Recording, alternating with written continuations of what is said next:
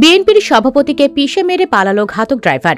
ঘটনাটি ঘটেছে বরগুনার পাথরঘাটায়। খবর নিয়ে জানা গেছে, সড়ক দুর্ঘটনায় পাথরঘাটা উপজেলা কৃষক দলের সভাপতি মারুফ চৌধুরী নিহত হয়েছেন। বিকেল ৩টার দিকে পাথরঘাটা বরিশাল আঞ্চলিক সড়কের পাথরঘাটা কমিউনিটি সেন্টার সংলগ্ন সড়কে এ দুর্ঘটনা ঘটে। নিহত মারুফ চৌধুরী পাথরঘাটা প্রেস ক্লাবের সদস্য ও দৈনিক যুগান্তর পত্রিকার পাথরঘাটা প্রতিনিধি গোলাম মোস্তফা চৌধুরীর ছেলে।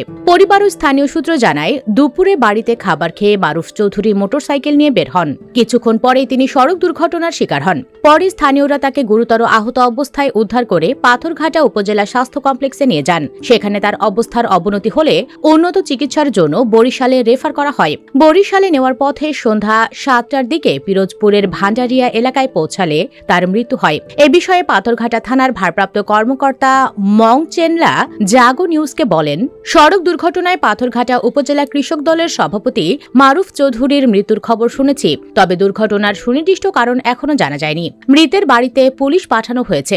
এদিকে ঢাকা টাঙ্গাইল মহাসড়কের গোড়াই এলাকায় পরপর ৪টি গাড়ির ধাক্কায় প্রাইভেট কারে থাকা এক নারী ও তার কন্যার মৃত্যু হয়েছে।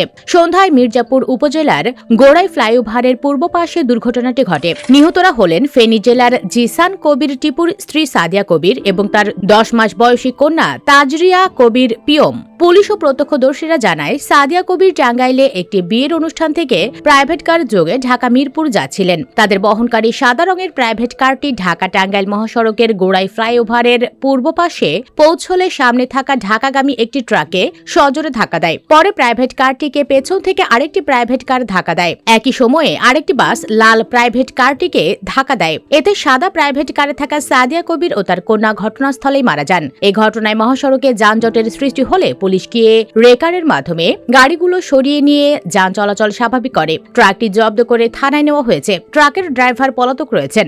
এ বিষয়ে গোড়াই হাইওয়ে থানার ওসি সোহেল সারোয়ার জানান, ৪টি পরিবহন পর্যায়ক্রমে ধাক্কা দেয়। এতে ২ জন যাত্রীর মৃত্যু হয়েছে। আইনি প্রক্রিয়া শেষে পরিবারের কাছে নিহতদের লাশ হস্তান্তর করা হবে বলে তিনি জানান। দর্শক, শীতের কুয়াশার কারণে অ্যাক্সিডেন্ট আরো বেশি বৃদ্ধি পাচ্ছে এমনটি মনে করছেন অনেকে। দর্শক, আপনিও কি তাই মনে করছেন? কমেন্টে হ্যাঁ অথবা না লিখে জানিয়ে দিন আপনার মূল্যবান মতামত। ভিডিওটি ভালো লাগলে লাইক ও শেয়ার করুন, আর আমাদের চ্যানেলে নতুন হলে সাবস্ক্রাইব করে সাথে থাকুন। ধন্যবাদ।